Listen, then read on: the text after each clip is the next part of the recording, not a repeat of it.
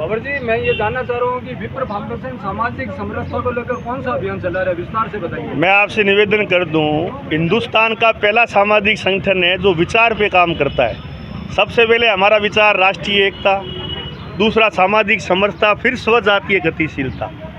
आप और हम हिंदुस्तान को लीड करते हैं। आप और हम कहते हैं अपर कास्ट है, तो अपर कास्ट का ये दायित्व है कि वो समाज को साथ लेकर चले। अपर कास्ट का मतलब ये नहीं है किसी में ऊंच नीच का भेदभाव करे। तो विप्र फाउंडेशन विचारधारा पे काम करता है।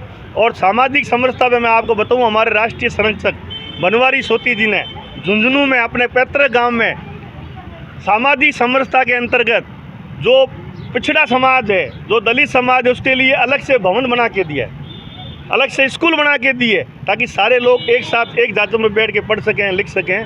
तो विप्र फाउंडेशन का मिशन है कि देश में अभी वर्तमान जो माहौल बना है उसमें सामाजिक समरसता का काम सबसे प्रमुख है।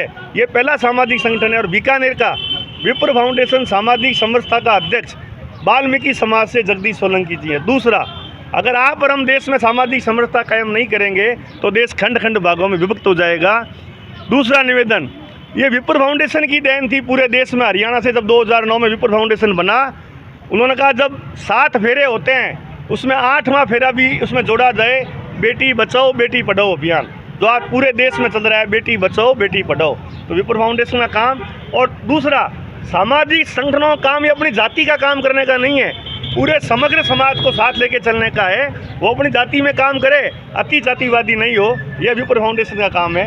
और सामाजिक समरसता पे हमारा काम बहुत अच्छा चल रहा है। हम घर घर जा रहे हैं। देश में सामाजिक समरसता अक्षुण्ण रहेगी तो देश अक्षुण्ण रहेगा, एकता रहेगी। और राष्ट्रीय एकता के साथ ये विप्र फाउंडेशन कार्य करता है। और सामाजिक